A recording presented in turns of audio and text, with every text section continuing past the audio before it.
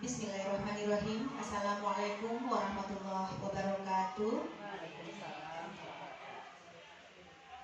Yang terhormat Ibu Kepala SMP Negeri 4 Kota Padang Panjang beserta Bapak dan Ibu Wakil Kepala.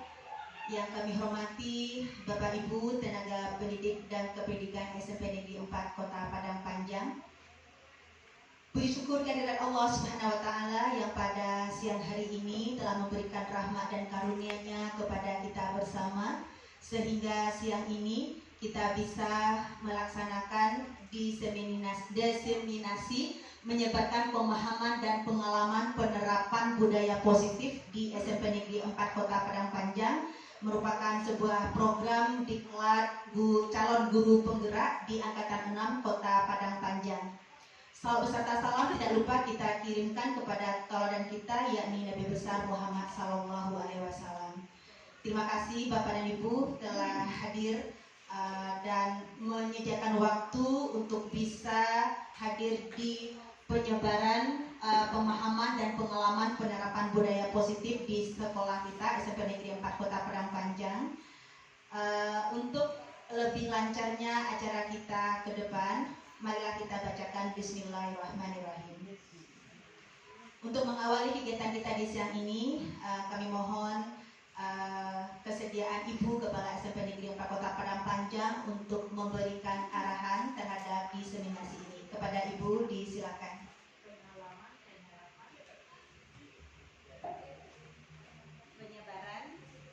Penyebaran pemahaman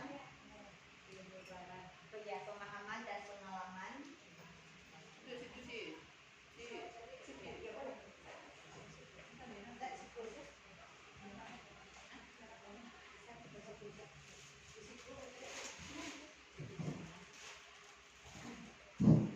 Bismillahirrahmanirrahim. Assalamualaikum warahmatullahi wabarakatuh. Pertama, marilah kita bersyukur kehadiran Allah Subhanahu wa Ta'ala bahwa di sore ini kita sengaja berkumpul, yaitu dalam mendukung atau mensupport kegiatan guru CPG di SMP Negeri 4 Padang Panjang, bahwa di sore ini kita akan berbagi materi tentang menyebarkan pemahaman dan pengalaman penerapan budaya positif. Mudah-mudahan Bapak dan Ibu, hal ini dapat menambah ilmu bagi Bapak Ibu dalam menerapkan kurikulum merdeka di sekolah kita ini. Selawat dan salam tidak pernah henti-hentinya kita persembahkan kehadiran kepada junjungan kita, yakni Nabi Muhammad SAW. Dengan memperbanyak salawat, mudah-mudahan kita mendapat syafaatnya di akhir kelak. Bapak dan Ibu yang saya hormati, di sore ini diberi kesempatan kepala sekolah memberikan support atau dukungan terhadap guru CPG yang lolos pada tahap 6 di SMP Negeri 4 Padang Panjang. Ada sebanyak 3 orang guru, 2 guru bahasa Inggris dan 1 orang guru PAI.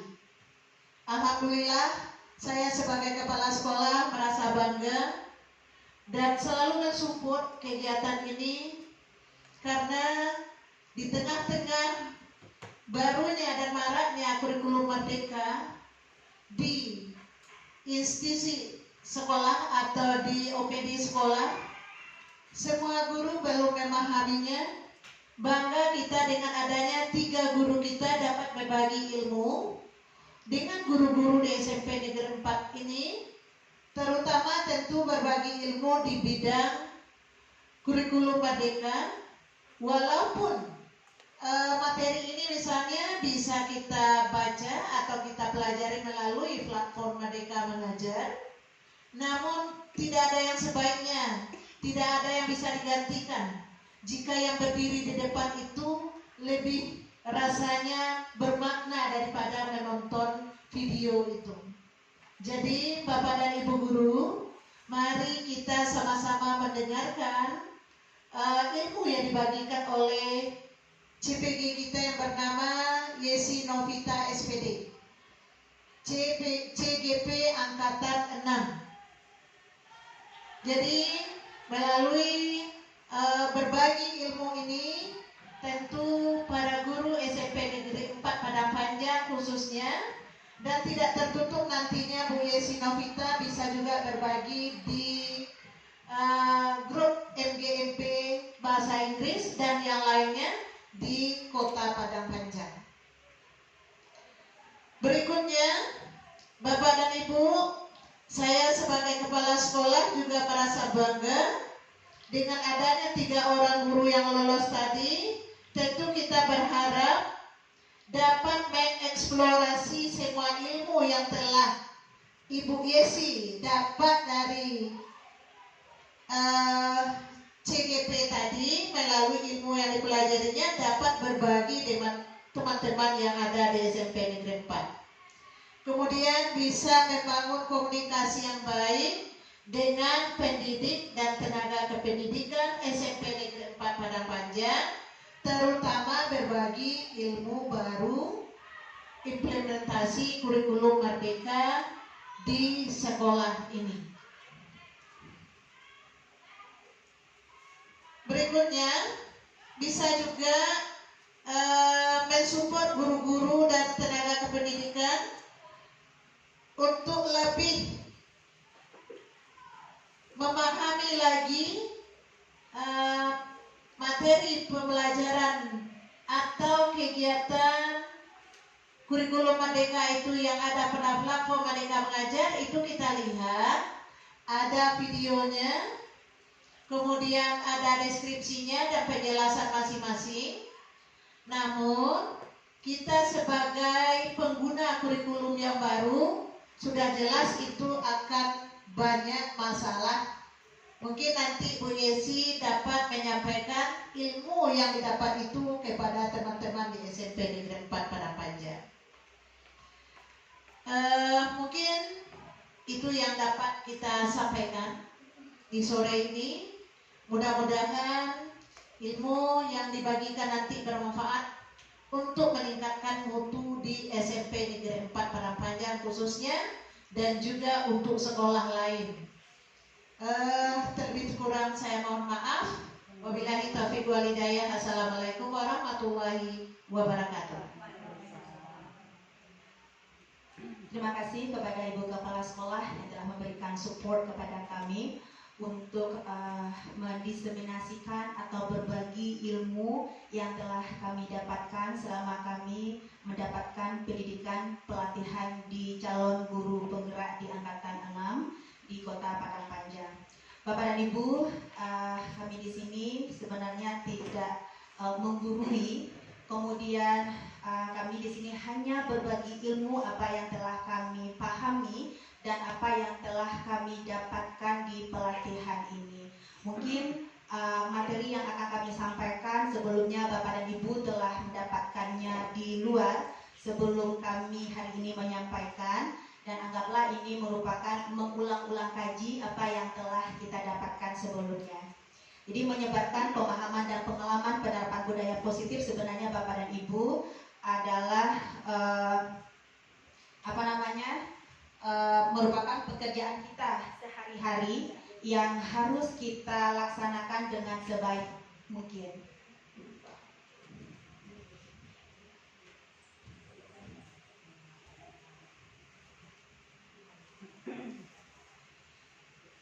Kita masuk pada yang intinya Bapak dan Ibu, yaitu konsep utama modul budaya positif yang pada siang hari ini kami di sini akan membagikan 8 materi.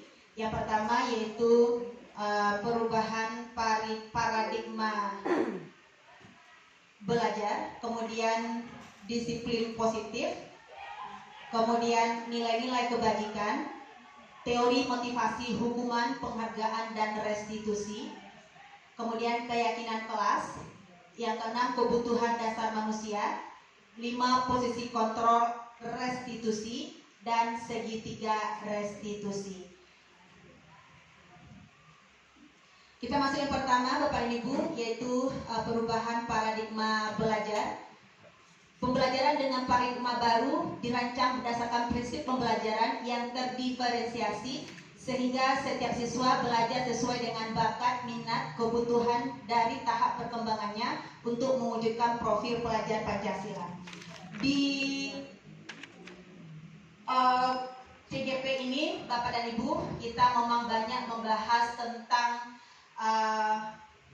kurikulum merdeka, yaitu pembelajaran berdiferensiasi,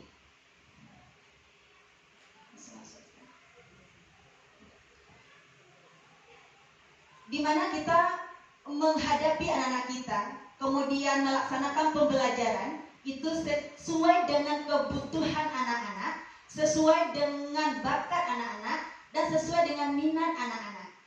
Nah, mungkin Bapak dan Ibu sudah mengetahui bahwa pembelajaran terdiferensiasi itu beberapa langkah yang harus kita lakukan sebelum kita melaksanakan pembelajaran di dalam kelas.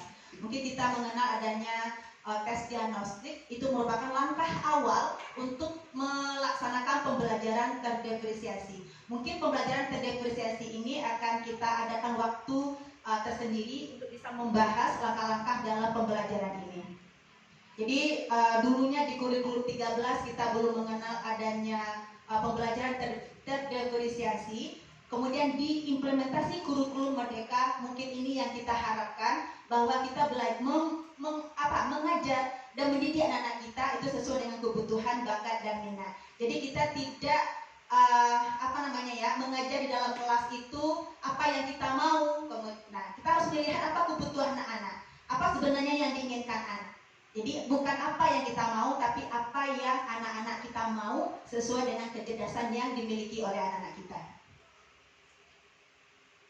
Kemudian yang kedua adalah disiplin positif. Kata disiplin inilah yang kita gaung-gaungkan kepada anak kita, khususnya di SMP Negeri 4. Kenapa sih sulit didisiplinkan gitu ya?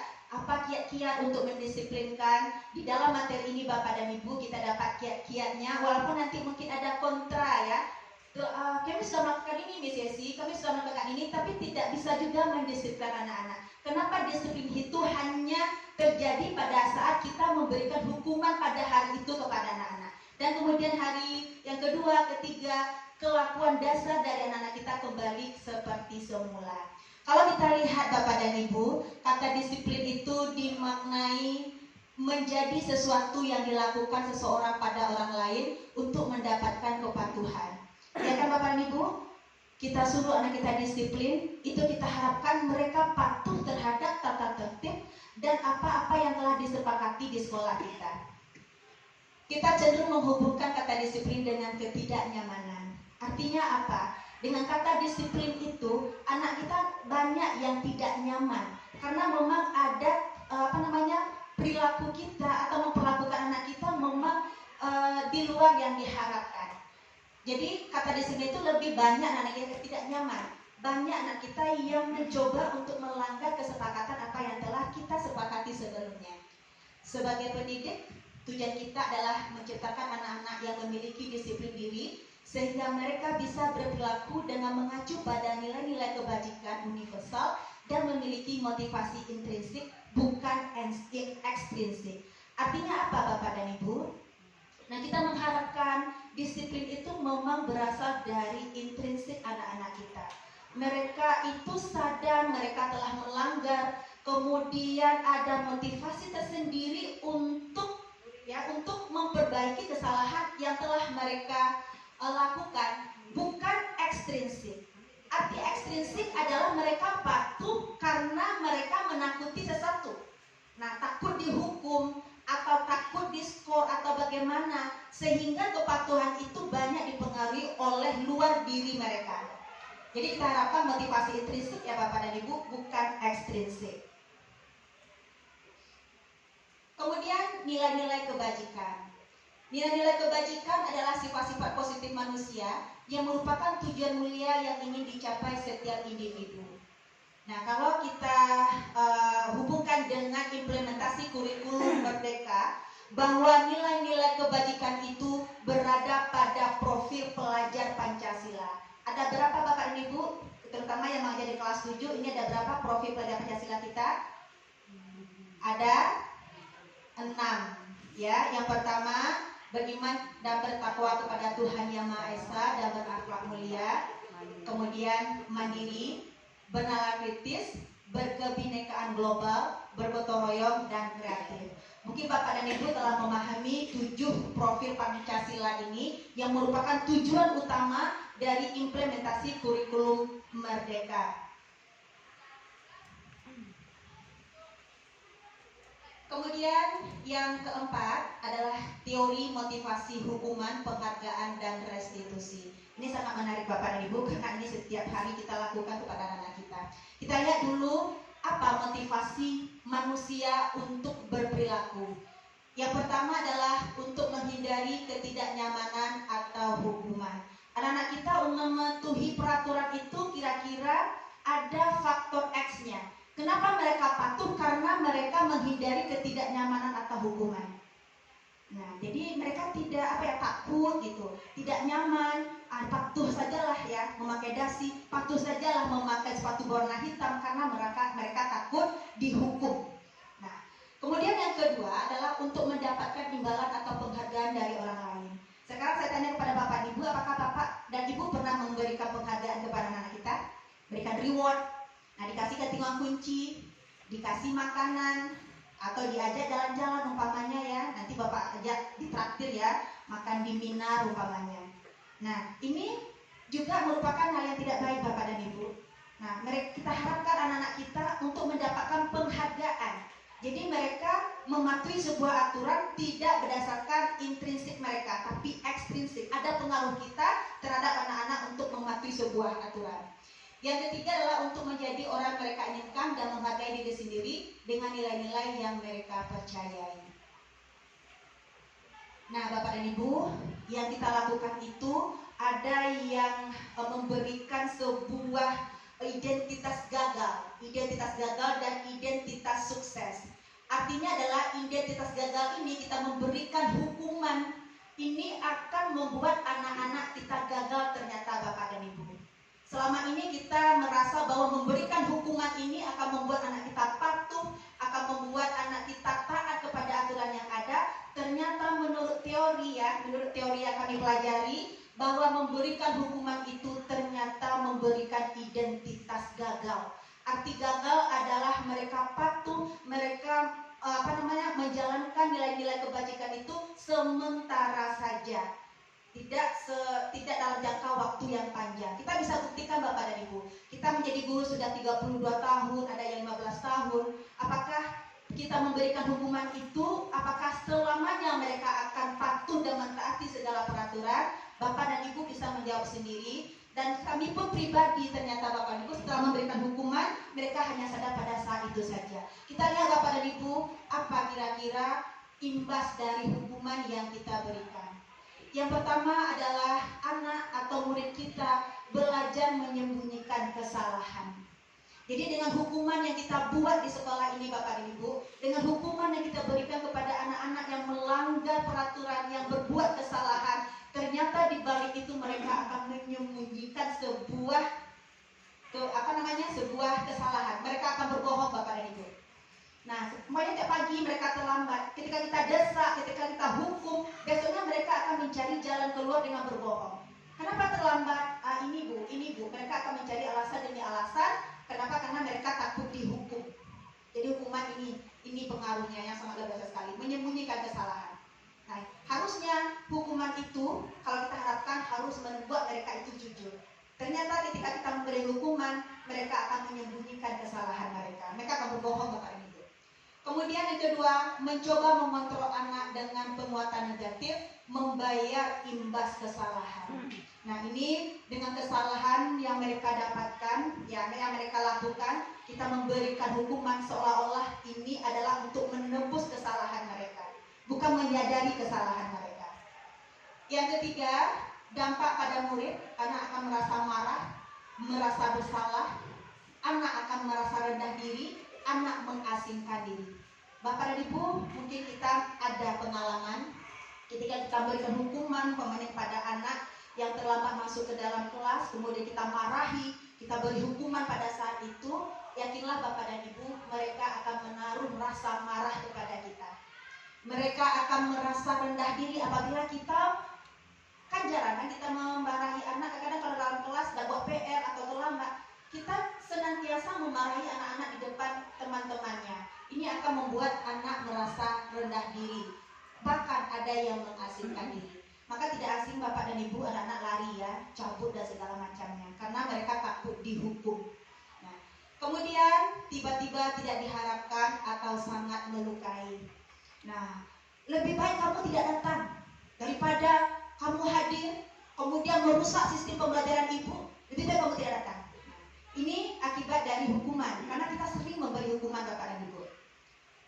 Kemudian menyakitkan. Nah, apakah hukuman menyakitkan? Ternyata iya Bapak dan Ibu. Hukuman sangat menyakitkan anak-anak kita. Kemudian ada namanya konsekuensi. Jadi yang pertama tadi, anak-anak berbuat kesalahan, kita kasih hukuman. Yang kedua, anak-anak berbuat kesalahan, kita akan memberikan konsekuensi, namanya Bapak dan Ibu. Apa itu konsekuensi?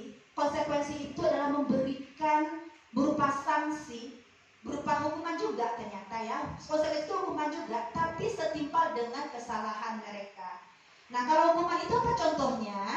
Anak-anak terlambat, kemudian dia belajar bahasa Inggris, biasanya kasih hukuman untuk keliling lapangan 7 kali. Itu tidak ada relevansinya.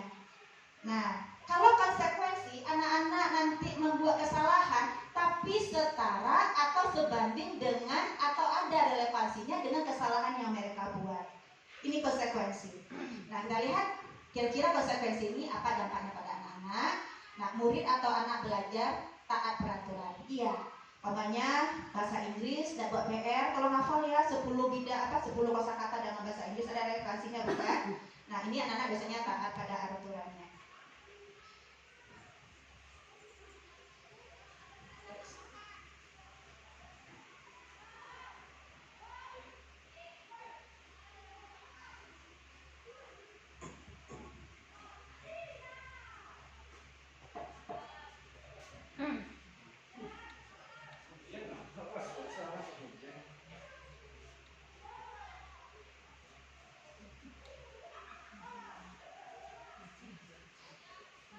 Kemudian yang kedua, kehilangan hak waktu jeda seseorang diri atau penahanan.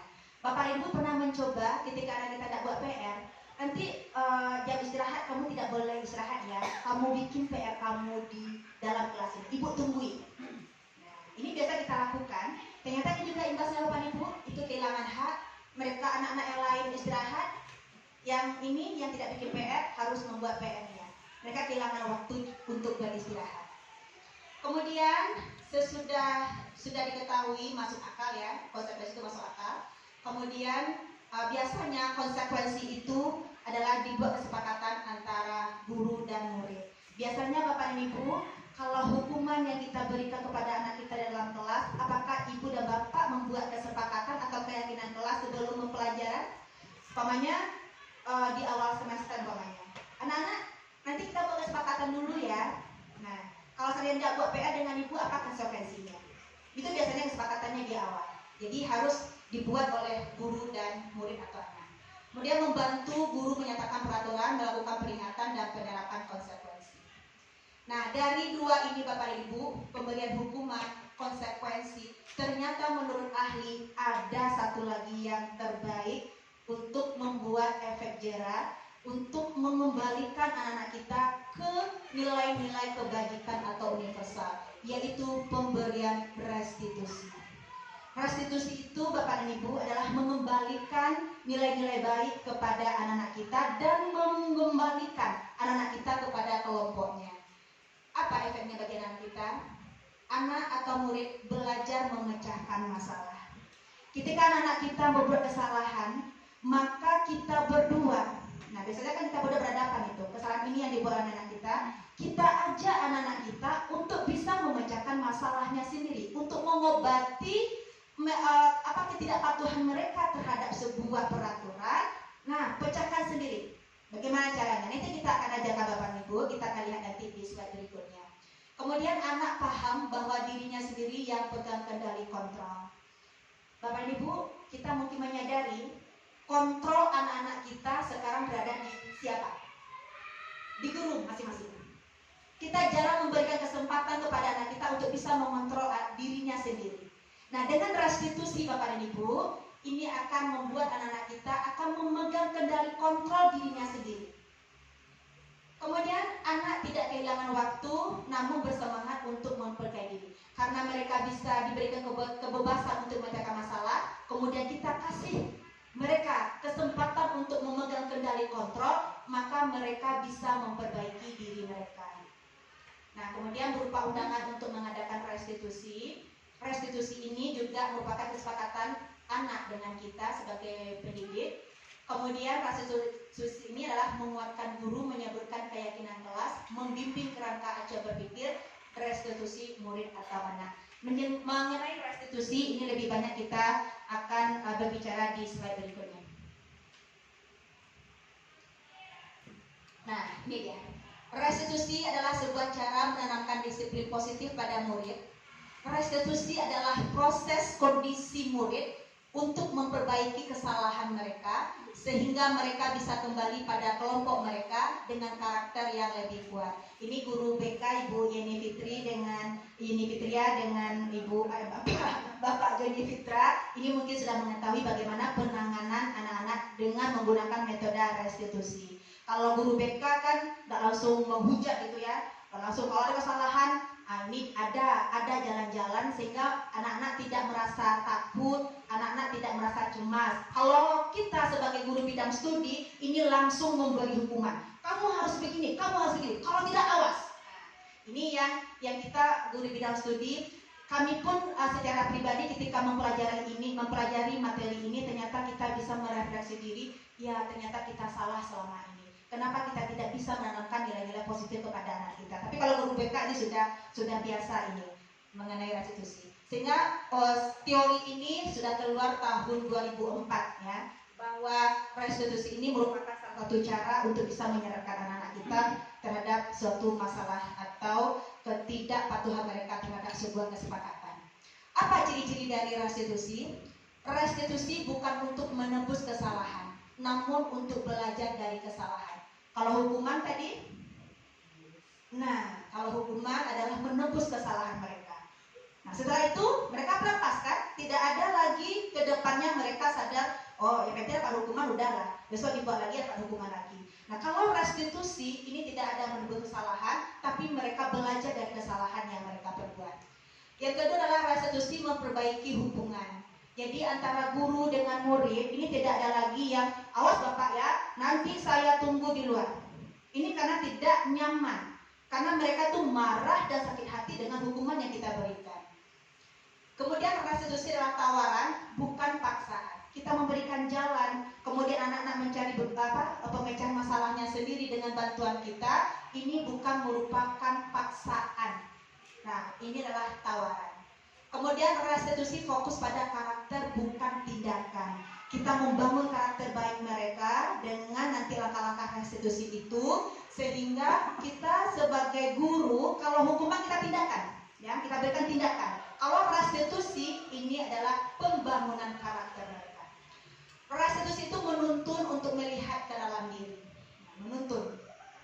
Restitusi mencari kebutuhan dasar yang mendasari tindakan. Anak-anak kita yang berbuat kesalahan, yang sering membuat kita kesal, ternyata nanti ada kebutuhan dasar yang tidak mereka tidak penuhi ya, ada yang tidak terpenuhi oleh orang tua atau diri mereka sendiri atau kita sebagai pendidik.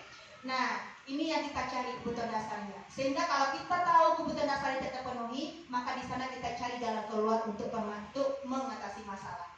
Kemudian restitusi diri adalah cara yang paling baik, menguatkan, fokus pada solusi, dan mengembalikan murid yang bersalah pada kelompoknya. Lanjut Bapak dan Ibu, kita masuk ke keyakinan kelas. Keyakinan kelas Bapak dan Ibu merupakan suatu hal yang wajib kita buat dengan siswa kita sebelum pembelajaran dimulai. Nah, kenapa? Karena kita memberikan hukuman, konsekuensi atau restitusi itu dasarnya dari keyakinan kelas. Apa itu keyakinan kelas? Keyakinan yaitu nilai-nilai kebajikan universal yang disepakati secara tersirat dan tersurat.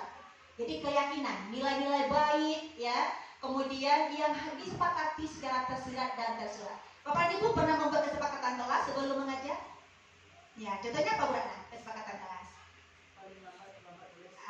Paling lambat masuk ke kelas Ibu selama 10 menit. Setelah itu diberi hukuman. Iya, ya. Kalau memang kita refleksi Bu Ratna dan Bapak Ibunya, kita selalu cenderung memberi hukuman. Kalau seandainya tidak balik 10 menit, kamu tidak boleh belajar, di luar saja, gitu ya. Iya, oke, bisa jadi guru piket.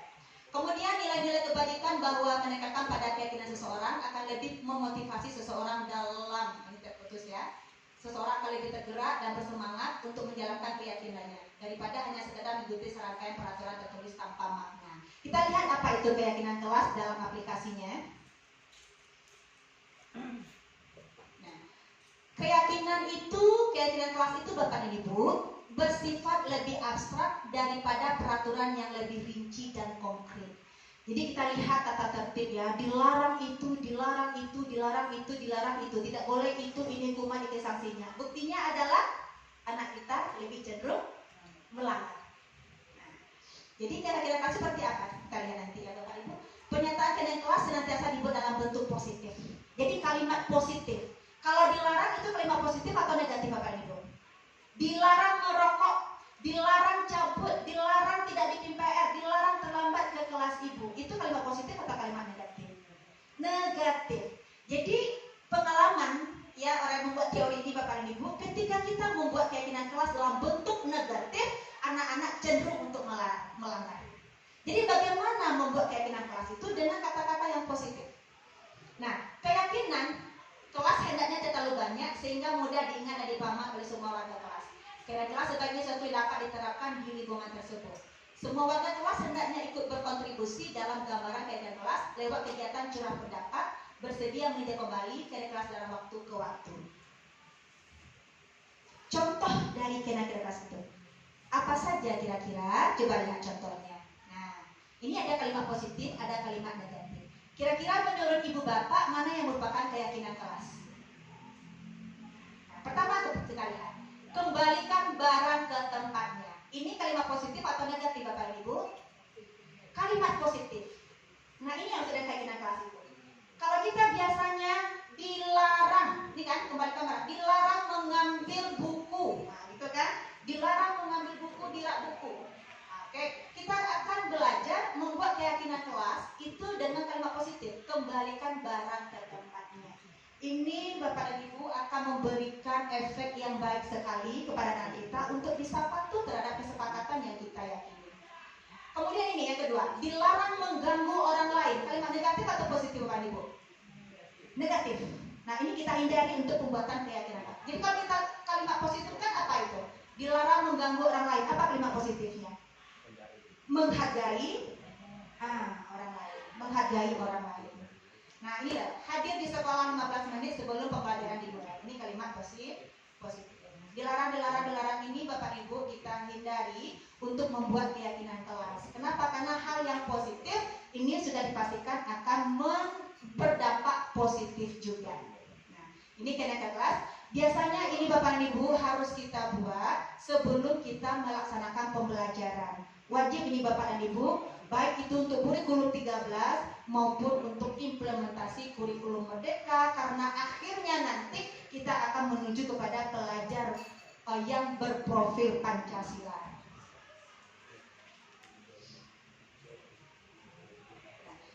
Kemudian Bapak dan Ibu kita masuk yang bagian Oke, ini contoh keyakinan untuk implementasi kurikulum Merdeka dan kurikulum 13 ini bisa dicobakan Bapak dan Ibu.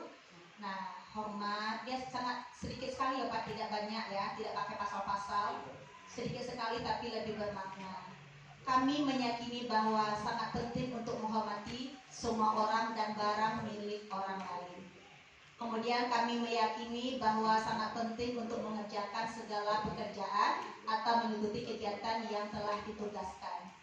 Kami meyakini bahwa sangat penting untuk merasa diterima pada suatu kelompok dan saling peduli satu dengan yang lain. Sepertinya sangat ribet sekali ya Bapak dan Ibu, tapi tidak salahnya kita mencoba untuk membuat kesepakatan keyakinan kelas di kelas masing-masing. Nah, kita pun perlu tahu efeknya ya Bapak dan Ibu. Yang penting kita mencoba dulu untuk membuat keyakinan kelas sebelum kita memulai pembelajaran. Nah, kebutuhan dasar manusia.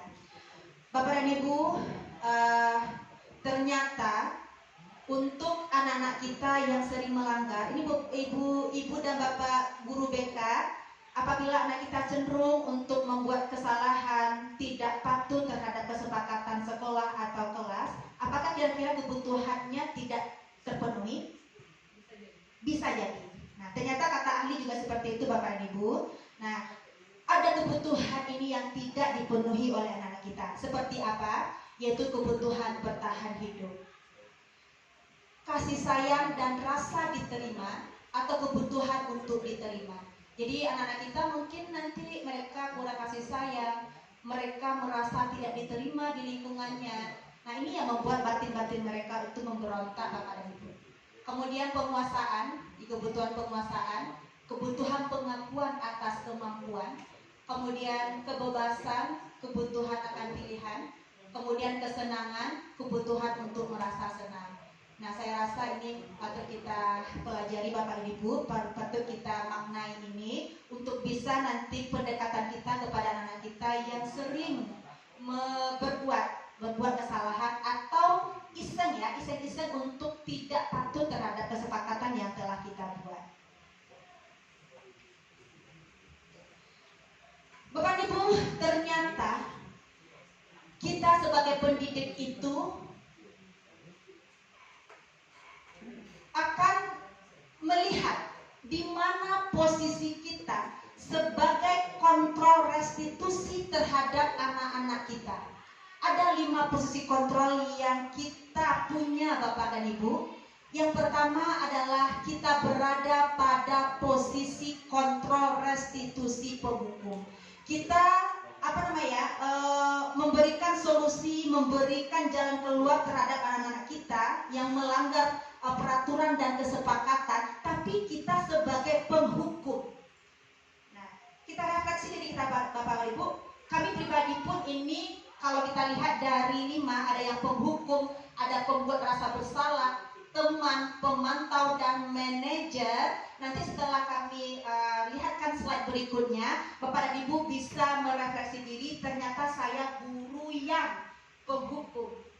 Ternyata saya guru yang pembuat rasa bersalah. Ternyata saya guru yang merasa teman dengan anak-anak kita. Ternyata saya guru yang menduduki posisi pemantau. Ternyata saya guru yang berposisi manajer.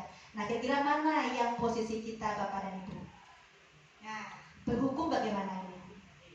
Kalau seorang pendidik yang berposisi sebagai penghukum, ini ciri-cirinya Bapak dan Ibu.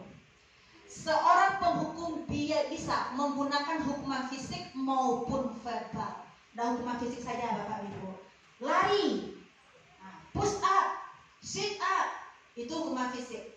Nah, tidak sampai di sana, bahkan verbal. Kalau verbal itu dengan kata-kata ya berdiri. Nah, kamu begini, kamu begitu, kamu begini. Nah, kemudian orang-orang yang menjalankan posisi penghukum senantiasa mengatakan bahwa sekolah memerlukan sistem atau alat yang dapat lebih menekan murid-murid lebih dalam lagi. Ada penekanan terhadap murid-murid kita. Nah, apa alatnya? Dengan ini. Nah, dihukum. Ini alatnya, ini sanksinya.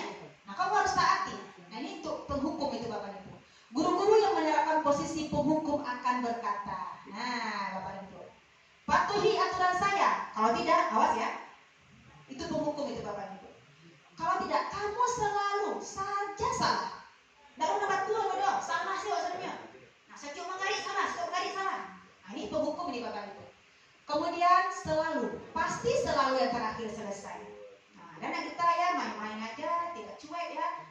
Kalau sudah mereka yang paling terakhir mengumpulkan latihannya. Nah, kamu saja yang terakhir. Kemudian guru seperti ini senantiasa percaya hanya ada satu cara agar pembelajaran bisa berhasil, yaitu cara kita sendiri. Nah, kita berada di sini Bapak Ibu pernah di posisi ini sangat sering, ya. Kita pun pribadi ini sangat sering menduduki posisi penghukum ini. Ada orang di waktu di kesiswaan ini sangat ini berat sekali penghukum melatih kesiswaan.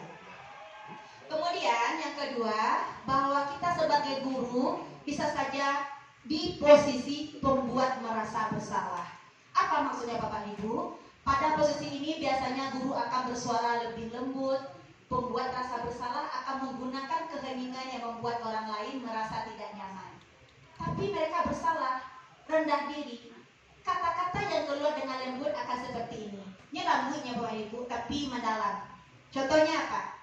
Ibu sangat kecewa sekali dengan kamu. Ibu sangat kecewa sekali dengan kamu.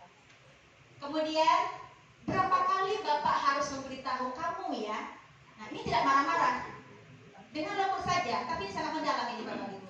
Gimana coba kalau orang tua kamu tahu kamu berbuat begini? Nah, ndak sayang awak kaya awak, ndak sayang ibu awak berhenti lado di pasar, orang tua awak ke sawah hujan-hujan. Nah, ini adalah sebuah ciri-ciri bahwa kita itu adalah pembuat saat merasa bersalah. Nah, di posisi ini murid akan memiliki penilaian diri yang buruk tentang diri mereka ternyata Bapak Ibu. Oh iya, merasa bersalah dia, merasa apa dia ya? Ini posisinya merasa bersalah ini anak ini. Sehingga mereka tidak berharga dan telah mengecewakan orang-orang yang disayanginya. Pernah berbuat seperti ini Bapak Ibu? Sering. Oke. Kemudian yang ketiga, teman. Nah, kita biasa supaya masuk di awal dia kok diajak anak-anak kita seperti teman lah istilahnya. Nah, apa itu? Guru pada sini tidak akan menyakiti murid, tidak ada hukuman, ya. Namun akan tetap berupaya mengontrol murid melalui persuasi, melalui pendekatan-pendekatan sendiri. Posisi teman pada guru bisa negatif ataupun positif.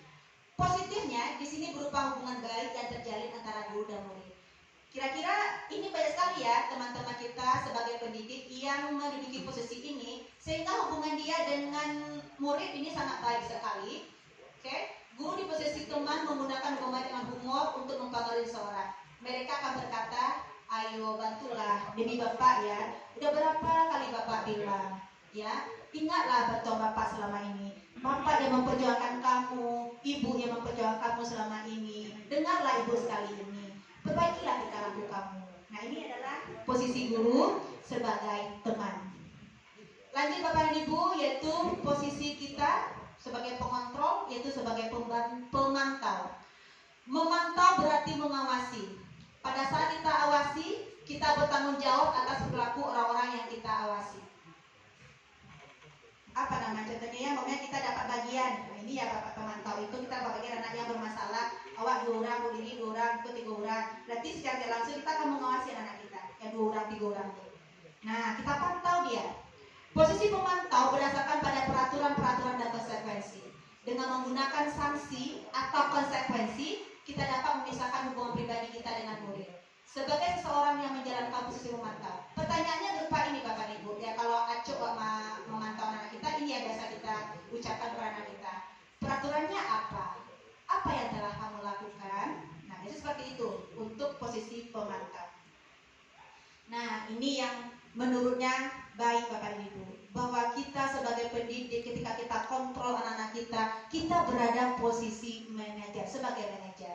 Kita lihat posisi manajer adalah posisi di mana guru berbuat sesuatu bersama dengan murid, mempersilahkan murid mempertanggungjawabkan perilakunya, mendukung murid agar dapat menemukan solusi atas permasalahannya sendiri. Nah, jadi kita di sini melalui pendekatan-pendekatan bersama dengan murid akan membimbing anak-anak kita untuk menyelesaikan permasalahan dia sendiri tanpa memberikan hukuman dan konsekuensi. Nah, kemudian makanya tadi kami mengawali dengan keyakinan kelas.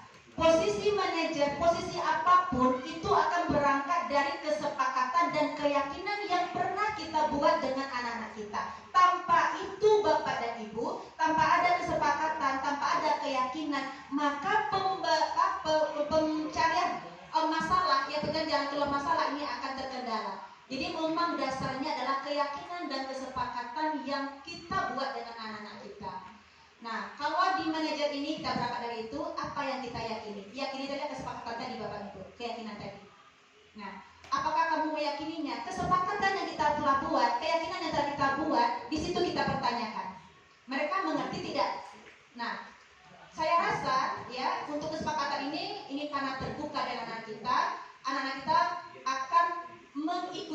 keyakinan-keyakinan yang kita sepakati tadi. Jika kamu meyakininya, apakah kamu bersedia memperbaikinya? Katanya seperti ini Bapak dan Ibu ya. Setelah kami, ini sangat kontra sekali dengan apa yang kita hadapi di lapangan. Sedangkan jangan dielok-elok anak-anak Allah. Jangan dilemah lembutkan anak-anak kita. Nah, tidak banyak, ya kita kan sebenarnya ini sudah pernah kita apakan Bapak dan Ibu? Telah pernah kita praktekkan ini sebagai manajer, tapi hasilnya itu kan belum tampak. Nah, saya rasa ini adalah perhatian kita yang kontinu kepada anak kita yang memang kita rasa kurang gitu ya. Jadi kalau kita ingin memposisikan kita sebagai teman, sebagai manajer atau pemantau, itu tiangnya adalah perhatian kita kepada anak kita terus menerus tanpa batas Bapak dan Ibu. Nah, dengan kita memang itu ketika kita Bapak dan Ibu, kita memantau terus kelakuan anak kita pantau terus karakter anak kita, sehingga kita bisa memposisikan mana kira-kira posisi kita di yang pengontrolan siswa kita tadi. Jadi ada 5 posisi kontrol untuk bisa kita mendekati anak kita untuk merubah perilaku dan karakter. Bapak dan Ibu, saya pernah membuat video untuk yang ketujuh nanti ada segitiga restitusi. Bagaimana saya menjalankan teori-teori pemecahan masalah oleh siswa saya.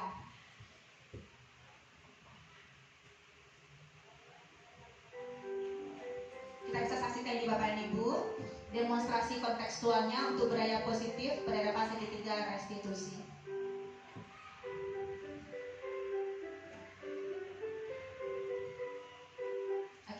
Restitusi itu adalah proses menciptakan kondisi bagi murid untuk memperbaiki kesalahan mereka sehingga mereka bisa kembali pada kelompok mereka dengan karakter yang lebih kuat. Kelompok mana? Kelompok anak-anak yang memang berkarakter sesuai dengan nilai-nilai kebajikan atau keyakinan kelas tadi. Jadi kita kembalikan dia ke dalam kelompok yang memang berkarakter yang seperti yang kita harapkan. Itu disebut dengan restitusi Bapak dan Ibu.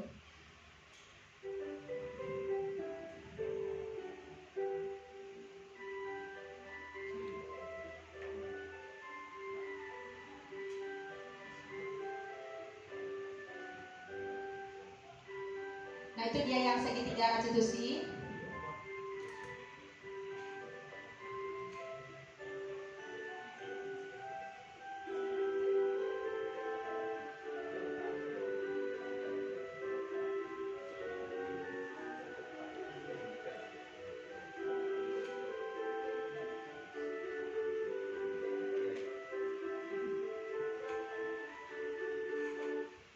Bapak dan Ibu perlu kami jelaskan di sini untuk menyelesaikan masalah anak-anak kita terhadap pelanggaran terhadap keyakinan kelas atau kesepakatan yang telah kita buat sebelum kita memulai pembelajaran. Di sini ada 3, ini yang segitiga restitusi itu Bapak dan Ibu.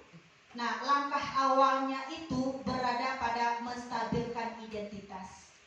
Nah, jadi kita dalam penanganan masalah anak-anak ini harus kita stabilkan dulu Bapak dan Ibu. Emosi, menstabilkan jiwa dari anak-anak kita yang berbuat kesalahan. Nah, seperti apa menstabilkan identitas ini? Ini untuk menghindari anak-anak kita merasa sangat bersalah. Ini harus kita hindari dulu Bapak dan Ibu. Jadi kita harus stabilkan emosinya. Nah, kalau kita biasanya kan langsung menghujat. Nah, jadi kita takut dia Bapak dan Ibu. Jadi untuk menstabilkan inilah kira-kira langkah awal kita dalam penanganan masalah. Kemudian yang kedua adalah memvalidasi tindakan yang salah. Memvalidasi tindakan yang salah. Ini langkah kita yang kedua. Setelah kita stabilkan identitas anak kita, kemudian ini kata-katanya juga bisa kita lihat Bapak Ibu. Nah, apa kira-kira kata-kata untuk menstabilkan anak-anak kita sehingga dia merasa tidak bersalah? Ya, kita bebaskan dia dulu dari rasa bersalah. Mana dia?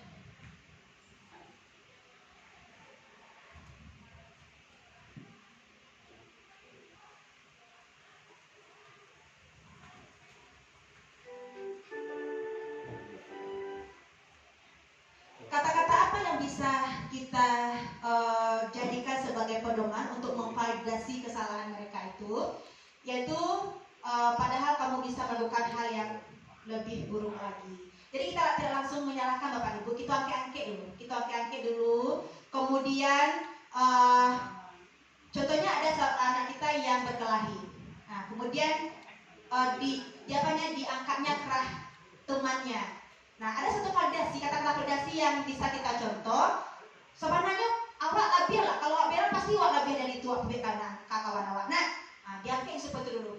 Ayo bu, kalau seandainya nak po tu awak caki aja mah bu.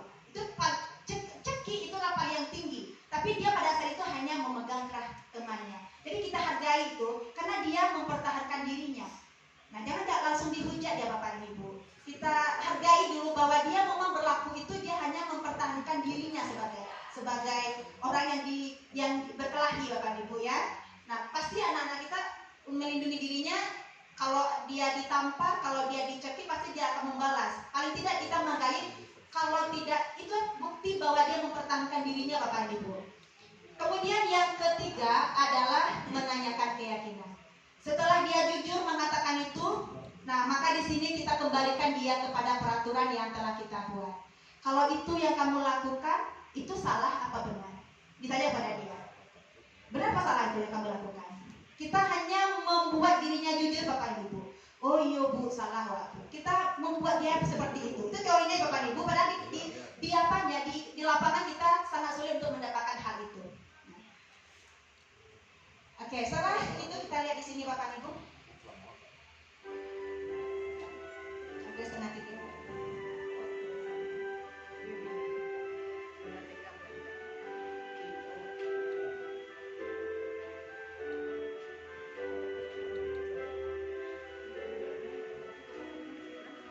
Ada skenario kasus, ini banyak sekali kita temui Bapak Ibu.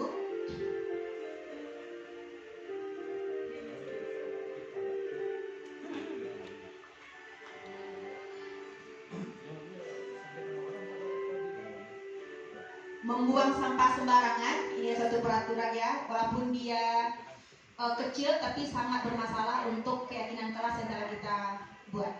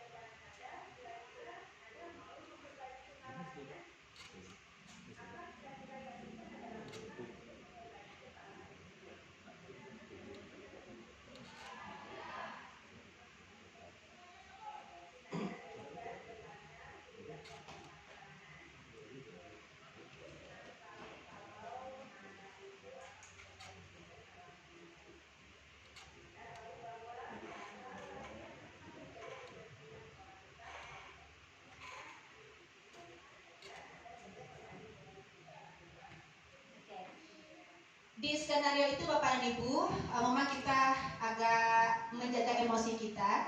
Ini memang dari untuk kesehatan kita juga Bapak dan Ibu. Ini sebenarnya segitiga restitusi itu ada imbasnya juga untuk kesehatan kita ternyata Bapak dan Ibu. Kita harus bisa menjaga emosi supaya jangan naik tensi ya, naik tekanan darah. Di situ Miss Yesi menanya keyakinan kelas, makanya keyakinan kelas itu harus kita buat keyakinan kelas apa yang dilanggarnya.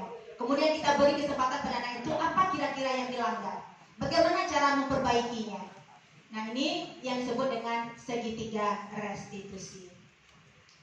Baik Bapak dan Ibu, itu Itu kira-kira penyampaian kami di materi budaya positif.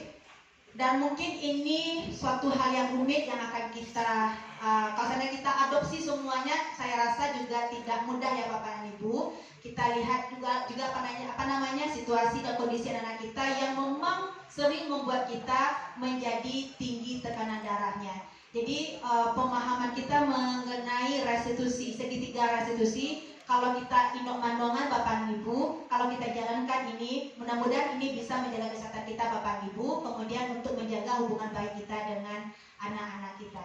Nah, dengan harapan Bapak dan Ibu, kalau seandainya hal ini bisa kita pahami bersama, tidak salahnya kita akan mencoba untuk menyelesaikan permasalahan, untuk menyelesaikan mencari jalan keluar terhadap anak kita yang melanggar peraturan atau keyakinan kelas atau sekolah kita. Terima kasih Bapak dan Ibu atas perhatian dan waktunya. Saya mohon maaf atas segala kesalahan dan kekurangan. Wabillahi taufiq wa hidayah. Wassalamualaikum warahmatullahi wabarakatuh. Kira-kira ada yang mau diapakan Bapak Ibu? Nanti kalau bahan-bahannya nanti ada sama kami, nanti akan kita share. Oke. Terima kasih Bapak Ibu.